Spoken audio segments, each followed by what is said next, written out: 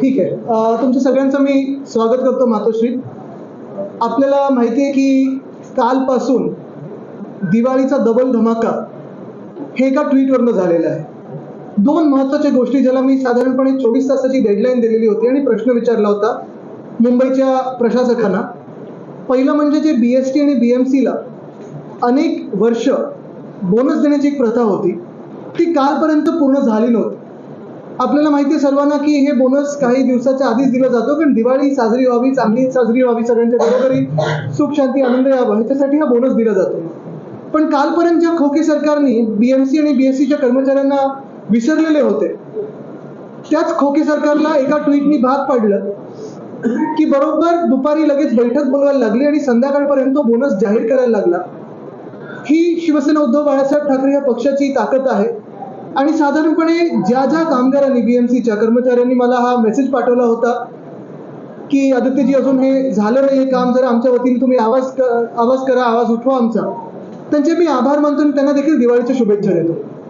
दुसरी एक मागणी आपण जी त्या ट्विटमध्ये केलेली होती ती हीच होती की आपल्याला माहिती आहे मुंबईमध्ये साधारण 11 महिने मी एक विषय पकडून ठेवलेला आहे, धरून घेतलेला आहे, तो म्हणजे रस्त्याचा घोटाळा. मुंबईत मेगा रोड स्कॅम हा आपल्या माध्यमातूनच मला वाटतं साधारणपणे 15 जानेवारीच्या आसपास आपल्या प्रेस कॉन्फरन्समधून मी जनतेसमोर आणला होता. त्यावेळी देखील मी सगळ्यांना सांगितलं होतं की जे मुख्यमंत्री बोलतात, जे घटनाबाह्य मुख्यमंत्री बोलतात ते खोटं बोलतात, कारण अनेक ठिकाणी ते खोटं बोलत आलेले आहेत. पण इथे देखील खोटं बोलत होते की 2 वर्षात आम्ही खड्डेमुक्त मुंबई करू आणि कॉन्क्रीटचे रस्ते करू. आपण पाहिलं असेल गेल्या ऑगस्टमध्ये म्हणजे ऑगस्ट 2022 मध्ये 5,000 कोटीचे कॉन्ट्रॅक्ट्स हे साधारणपणे इश्यू झाले होते. मग ते रद्द केले कारण त्या कॉन्ट्रॅक्टर मित्रांना मुख्यमंत्र्यांच्या वाटलं की 5,000 कोटी फारच कमी आहे. मग त्यांची मागणी होती अजून एक 6,000 कोटीपर्यंत हे कॉन्ट्रॅक्टने 1,000 कोटीने वाढवा. ते झालं आणि जानेवारीमध्ये जेव्हा हे टेंडर पूर्ण झाल्यानंतर आपली प्रेस कॉन्फरन्स झाली तेव्हा 2 महत्त्वाचे विषय आपण मांडले होते, लोकांसमोर आणले होते.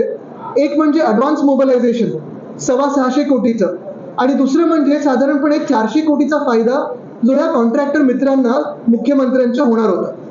हे दोन्ही विषय मांडल्यानंतर अर्थात BKC मध्ये एक मोठा कार्यक्रम घेतला गेला, तिथे भूमिपूजन झालं, वर्क ऑर्डर घाईघाईत दिल्या गेल्या. पण जानेवारी पासून 31 मे पर्यंत कामाची सुरुवात कुठेही झाली नव्हती. थोडीफार इकडे तिकडे झाली असेल तर, पण तशी कामाची सुरुवात जी व्हायला पाहिजे होती ती कुठेही झाली नाही. पण आपल्या प्रेस कॉन्फरन्सेसमुळे, तुमच्यामुळे, प्रेसने हा विषय धरून घेतल्यामुळे आपण पाहिलं असेल 625 कोटी ॲडव्हान्स मोबिलायझेशनचे आणि 400 कोटी जे फायद्याचे होणार होते त्यांना 8% 9% जे काही मिळणार होते ते सगळे रद्द केले गेले. म्हणजे कॉन्फरन्सच्या माध्यमातून तुमच्या सहकार्याने मुंबईचे आपण 1,000 कोटी तिथेच वाचवले. आता परिस्थिती अशी झाली की पावसाळा निघून गेला, पावसाळ्यानंतर कामं सुरू झाली पाहिजेत, पण कामं होतच नाहीत. म्हणजे एक बघा तुम्ही, मी मागच्या प्रेस कॉन्फरन्समध्ये पण सांगितलं होतं की 21-22 वर्षाची जी कामं आहेत 2,500 कोटीची त्यांना देखील सुरुवात कुठेच झालेली नाहीये. कारण सगळीकडे कामं थांबवायला सांगितलं, कारण ही कामं चालू नाहीत आणि ही कामं चालली आहेत असं कुठेही वाटायला नको. दुसऱ्या बाजूला ही 23ची जी कामं सुरू केलीत 6,000 कोटीची, कुठेतरी 1 मीटर खोदलं असेल, 1.5 मीटर खोदलं असेल, बॅरिकेड लावून ठेवले, पण रस्त्याची कामं जशी व्हायला पाहिजे होती ती झाली नाहीत. मुंबईत 31 मे पर्यंत 50 रस्ते पण पूर्ण करू शकले नाहीत, सगळे सेफ स्टेजला आणून ठेवले. हा सगळा पत्रव्यवहार मी करत होतो, राज्यपालांना भेटलो, आपल्या माध्यमातून हे सगळे विषय घेत होतो, म्युन्सिपल कमिशनरना प्रश्न विचारत होतो. आणि हे सगळे होत असताना कालच्या ट्विट नंतर जी टर्मिनेशनची नोटीस मुंबई महानगरपालिकेने काढली होती त्याच्यावर रात्री मला वाटतं 10:30-11 वाजता प्रशासकांनी म्हणजे म्युन्सिपल कमिशनर यांनी सही केली आणि दक्षिण मुंबईचे जे कॉन्ट्रॅक्टर आहेत त्याच्यात 1,680 कोटीची जी कामं होती ती आता टर्मिनेट केली गेली.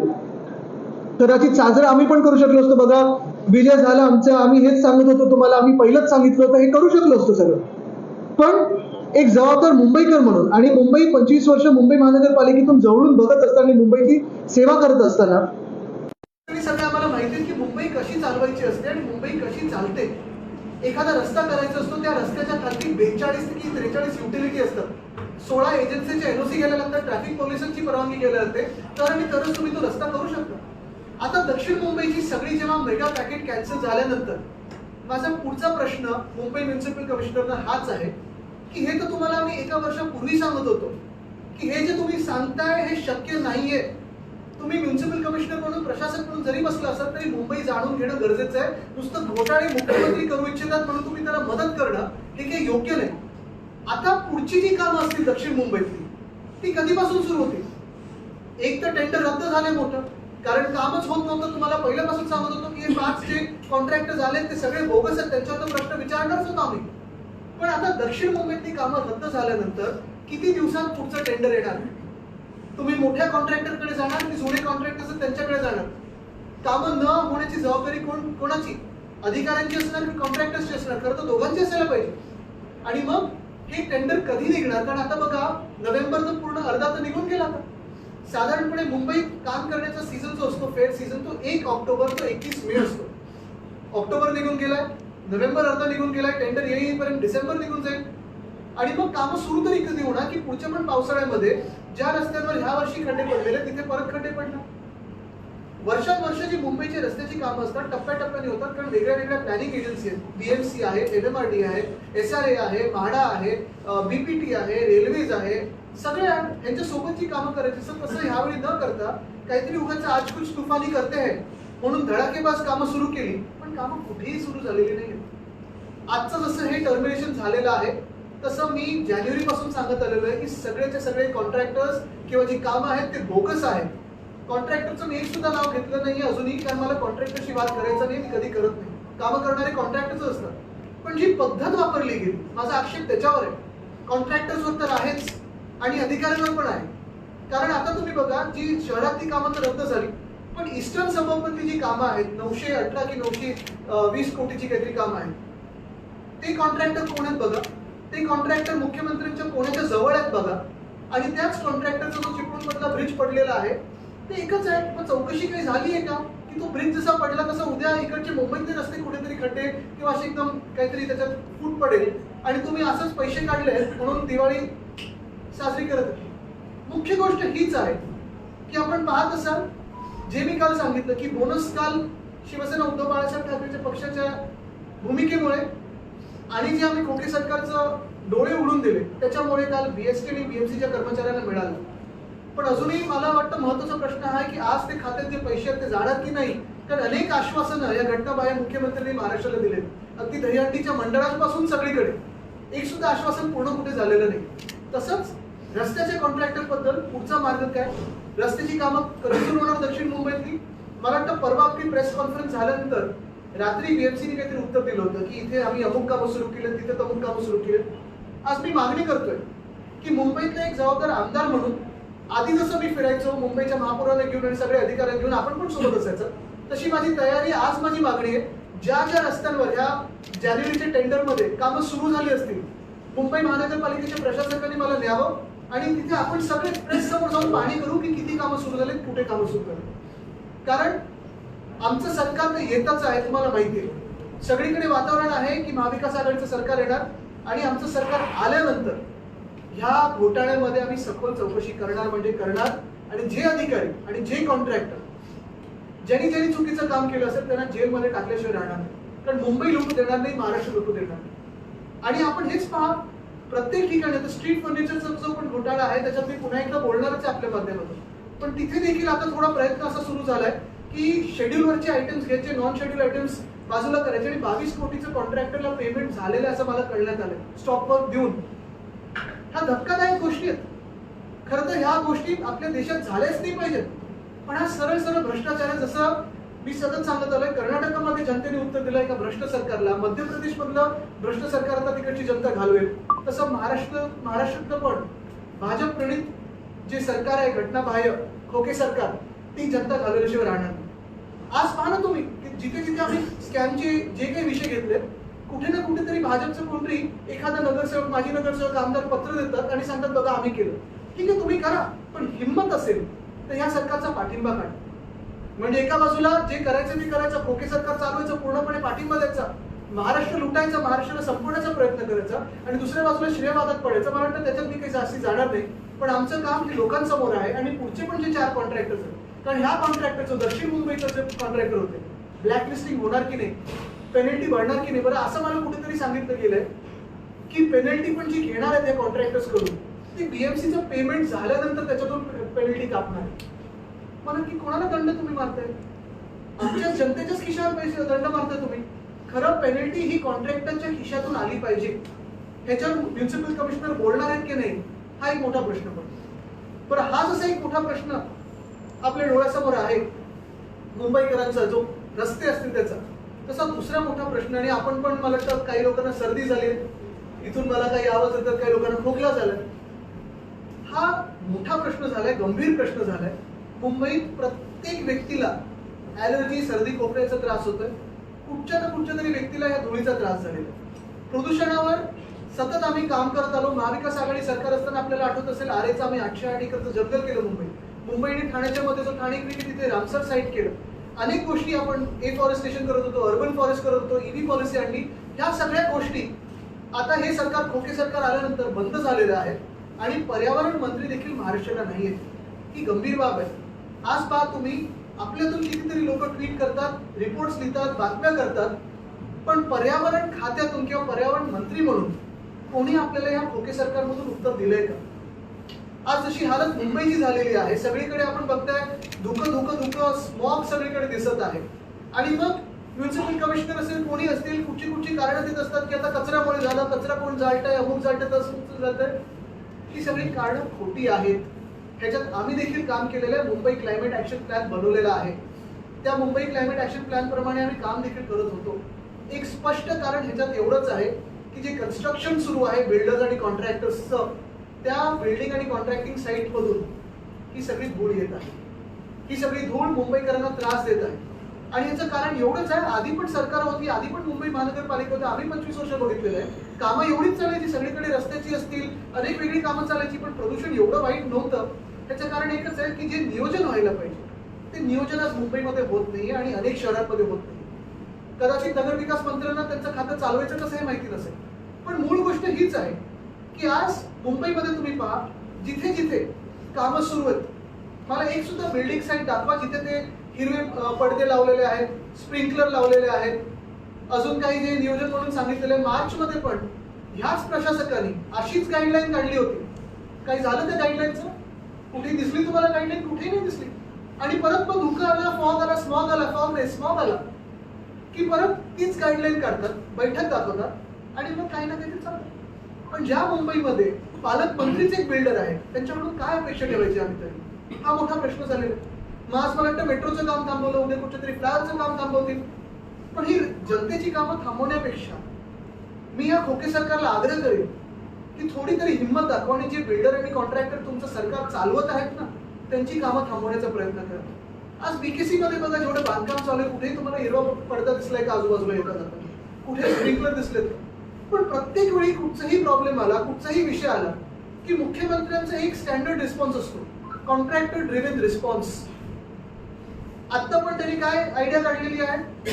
स्प्रिंकलर गन विकत घ्यायचे, स्मॉग टावर लावायचे, किती 30-32 कोटीचे स्मॉग टावर लावायचे.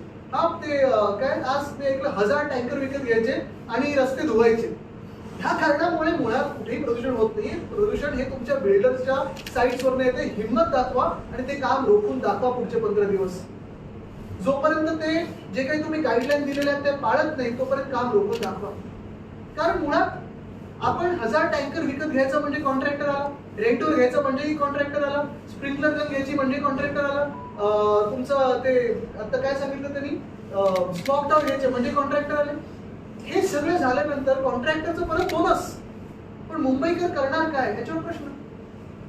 आणि हे सगळं होत असताना 1000 टँकर मध्ये पाणी भरणार तरी कुठून? तुम्हाला माहितीये महाराष्ट्रात पाण्याचा मोठा प्रश्न आहे. दुष्काळ काही काही अजूनही जिल्ह्यांमध्ये, तालुक्यांमध्ये आहे.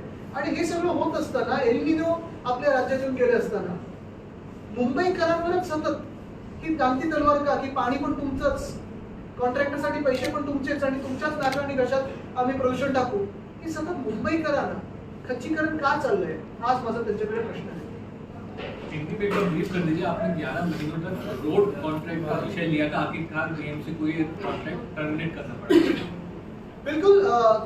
कल आपने देखा होगा मैंने एक ट्वीट किया था, उसमें मैंने 2 मांगे रखी थी। पहली मांग तो यही थी कि जो हमारे बीएमसी और बीएसटी के कर्मचारी हैं, उनको जो दिवाली का बोनस दिया जाता है, इस साल खोके सरकार भूल गई थी उनको, तो बोनस दिया जाए। तो मैंने जैसे ही ट्वीट आए वैसे ही आप सभी ने उसको दिखाया, उस ट्वीट को दिखाया और लगभग 6-7 घंटों में ही बोनस डिक्लेयर किया गया। वैसे ही दूसरी मेरी मांग थी कि जो एक कॉन्ट्रैक्टर है साउथ मुंबई के, दक्षिण मुंबई के, वो कॉन्ट्रैक्ट तो रहते नहीं कि वहाँ के कॉन्ट्रैक्ट्स मिले, लगभग 1600 करोड़ के मिले उनको कॉन्ट्रैक्ट्स, उनके कॉन्ट्रैक्ट टर्मिनेट किए जाए, ऐसी फाइल बीएमसी के अधिकारियों ने म्युनिसिपल कमिश्नर के डेस्क पे रखी। तो भी वो झिझक रहे थे कि साइन करो कि नहीं करो, साइन करो कि नहीं करो, बॉस क्या कहेंगे, डेप्यूटी बॉस क्या कहेंगे, दूसरे डेप्यूटी बॉस क्या कहेंगे। इसमें ही उनका मन पूरा व्यस्त था। तो मैंने थोड़ी स्पष्टता लाई उनके मन में और मैंने कहा कर ही दीजिए साइन, अभी तो पूरा काम तो हो चुका है, रास्तों का काम तो बंद है, तो फाइल पे साइन कर दीजिए। तो कल एक टर्मिनेट हो गया। लेकिन जो दूसरे अन्य 4 कॉन्ट्रैक्टर्स हैं मुंबई में जिन्होंने कामों की शुरुआत नहीं की, उनको भी ब्लैकलिस्ट किया जाए, ये मेरी मांग रहेगी। इन्वेस्टिगेट किया जाए, क्योंकि मैं लगभग 11 महीने से बोल रहा हूँ कि ये जो काम है रास्तों का, स्कैम है। और जैसा ही स्कैम, जैसी भ्रष्ट सरकार वहाँ भाजपा की कर्नाटका में थी और मध्य प्रदेश में है, दोनों जाने वाली है, वैसे ही यहाँ की जो विंध्य भाजपा की जो सरकार है वो भी जल्द जाएगी। एयर क्वालिटी से जूझने के लिए सीएम ने कई निर्णय लिए हैं, 1000 टैंकर, स्प्रिंकलर्स, क्या कहना है? नहीं, सीएम अगर आप देखें तो जो इलीगल सीएम है उनका हर एक रिस्पॉन्स किसी भी विषय को लेकर हो तो कॉन्ट्रैक्टर ड्रिवन रिस्पॉन्स रहता है। अगर आपको क्रिकेट सही नहीं आता है तो चलो कॉन्ट्रैक्टर को बोलते हैं बैट नहीं खरीदते हैं, फुटबॉल सही नहीं आता है खेलने को तो कॉन्ट्रैक्टर को बोलते हैं फुटबॉल सही करते हैं। ऐसे ही अगर आप देखें तो एयर पोल्यूशन का भी जो भी रिस्पॉन्स इलीगल सीएम का रहा है वो यही रहा है, कॉन्ट्रैक्टर ड्रिवन रिस्पॉन्स। 1000 टैंकर्स लाएंगे कहाँ से, कब तक आएंगे, स्प्रिंकलर्स कब तक लाएंगे, स्मोक टावर्स बिठा के कोई फायदा है क्या? मैं भी पर्यावरण मंत्री करके काम कर चुका हूँ, लेकिन कभी भी ऐसे जो कॉन्ट्रैक्टर ड्रिवन रिस्पॉन्स होते हैं उसमें कभी मैं गया भी नहीं, क्योंकि इससे कोई फायदा किसी का होता नहीं, जनता का फायदा होता नहीं। शायद उनका फायदा हो सकता है लेकिन जनते का। 1000 टँकर घेऊन रस्ते धुण्याचा जो संकल्प आहे किंवा ही भूमिका आहे कितपत पटणारी आहे यामुळे काय फरक पडतो? हास्यास्पद आहे। मला वाटतं थोडा अभ्यास करून आणि विचार करून जर त्यांनी पावलं टाकली तर चांगलं होईल। काय आहे ना की कॉन्ट्रॅक्टर्सची मदत करायची सरसकट, म्हणून काही करायचं, थोडं तरी पटणार, खोटं बोलून थोडं तरी शिका मित्र पक्षाकडून। The green cloth has not been put एक there. मिनिट इथे असेल। The green cloth has not been put there. There are a lot of violations regarding the construction sites. What do you have to say? The air quality in Mumbai has been terrible, and if you see, right from January this year, the PMC has issued multiple guidelines on air quality management. None of those guidelines are followed, and every time there is smog in our city, there is terrible air quality, the PMC comes together and tries to help a new contractor. The illegal CM has been wanting to push his contractor friends all across the board. Today, if you see, every response to any issue is a contractor-driven response. Sprinklers, smog towers, buying 1,000 or renting 1,000 tankers. Where will the water come from? We are already facing a drought. In that, you want to use water. You want to help contractors by renting or buying tankers. Instead of this, I will urge the Khoke Sarkar to actually show some effort, show some strength, and stop the works of all those errant builders who have been violating these guidelines. I will also urge all the citizens to actually click pictures and tag the BMC and send it to the BMC Municipal Commissioner's house or his office to show where all the buildings in their neighborhood are not following the guidelines. रस्ते काम कंत्राट जे terminate केलेलं दक्षिण मुंबईचं त्यानंतर कुठेतरी credit घेण्याचा प्रयत्न भाजपचे माजी नगरसेवक मकरंद नार्वेकर यांच्याकडून होतो का? कारण या संदर्भात त्यांनी पत्र ट्विट केलं। मला वाटतं ह्याच्यात स्ट्रीट फर्निचर मध्ये पण असेल, इथे पण असेल, मी नाव न घेता सांगेन की काही त्यांच्या पक्षातले लोक श्रेयवादासाठी प्रयत्न करतात। आता काय कसं राम मंदिर मध्ये पण त्यांनी केलेलंच आहे, सुप्रीम कोर्टाचा निर्णय श्रेयार्थी घेतले। पण मुळात हीच गोष्ट आहे की हेच बघायला पाहिजे की जर एवढं त्यांना वाटत असेल की भ्रष्टाचार सुरू आहे, सरकार बसवलं कोणी, पक्ष फोडला कोणी, परिवार फोडला कोणी, आशीर्वाद कोणाचे त्या सरकारवर, काळा पाठिंबा या सरकारमधून बाजूला व्हा, हिंमत दाखवा। पक्ष म्हणून भूमिका घेत नाही पण श्रेयवादासाठी पत्र टाकतात, ही काही भूमिका कुठच्या पक्षाची होऊ शकत नाही। आदित्य, तुमच्या विषयांच्या पेक्षा जरा वेगळा विषय। आज मातोश्रीवर उद्धव ठाकरेंनी नेत्यांची बैठक आयोजित केली होती, काही महत्त्वाचे निर्णय झाले पक्षाच्या दृष्टीने, तुम्ही माहिती देणार असं कळलं म्हणून तुम्हाला काय नेमकं बैठकीत घडलं, काय निर्णय घेतले गेले? वाईट बोलणं मी आता बॅट टाकणार नाही, कारण नाही दिनेशजी कसं आहे की हे 2 विषय जे आहेत ते महत्त्वाचे आहेत। आमच्या नेत्यांच्या बैठकीत अनेक विषयांवर चर्चा झाली, या जनतेच्याच विषयावर चर्चा झाली, पण महत्त्वाची गोष्ट हीच आहे की आज मुंबईमध्ये रस्ते होणार की नाही पुढच्या 1.5-2 वर्ष, हा प्रश्न मोठा एक उभा राहिलेला आहे। आणि दुसरं म्हणजे प्रदूषण, तर त्याच्यावर आज ही महत्त्वाची प्रेस कॉन्फरन्स घेतली।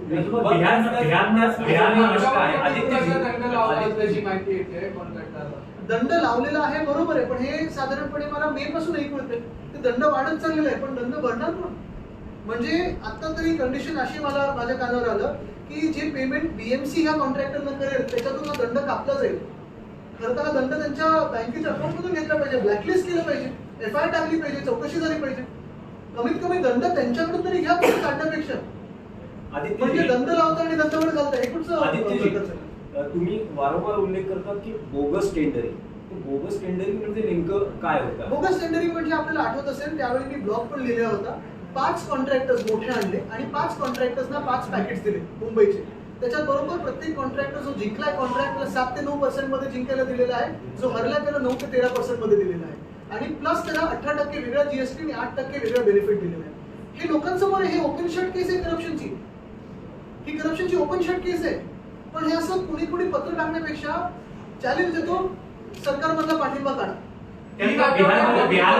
बिहारमध्ये नितीश कुमार सरकारनं आता 50% पेक्षा जास्त आरक्षण देण्याचा निर्णय घेतला. महाराष्ट्रात देखील तसं व्हायला पाहिजे आणि मराठ्यांना आरक्षण दिलं गेलं पाहिजे का? काय नेमकी भूमिका? त्याच्यावर मला टोपसाहेबांनी भूमिका मांडलेली स्पष्टपणे, पण आज ह्या 2 विषयावर मी मांडली त्याच्यावर वेगळं आपण बोलू.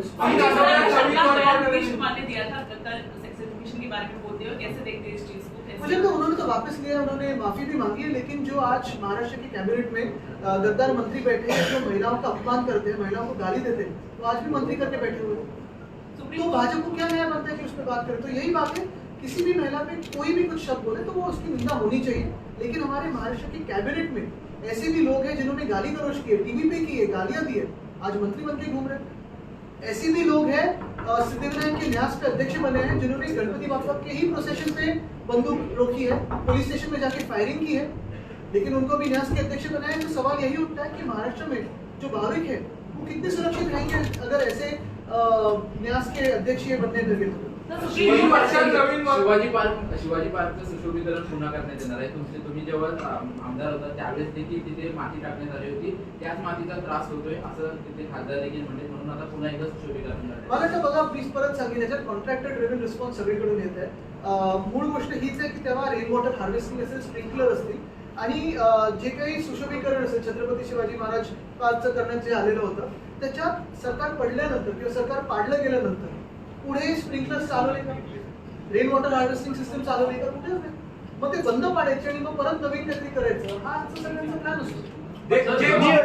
पर्यावरण के मुद्दे पर राज्य में पर्यावरण मंत्री ने एक जो मौजूदा स्थिति है उस पर सरकार की तरफ से जो इंतजाम करने का दावा किया जा रहा है उस पर आपका क्या कहना है? मुझे लगता है राज्य में तो पर्यावरण मंत्री है ही, लेकिन अगर आप देखें तो दूसरे भी जो अन्य मंत्री है उनका भी काम कैसे चल रहा है उस पर भी विचार करना जरूरी है.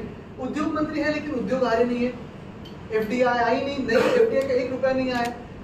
हमारे कृषि मंत्री हैं लेकिन अगर आप देखें तो किसानों की आत्महत्या सबसे ज्यादा हमारे महाराष्ट्र में चल रही है. ऐसे सारे जो विषय है ये सरकार जो है खुद की सरकार व्यस्त है अपनी सरकार बचाने में, लेकिन आज भी जनता की कोई सुन रहा नहीं. So Supreme Court has ordered high courts that they should initiate fast track courts against the MLAs and MPs, the cases which are registered against them. There should be a fast track court for them.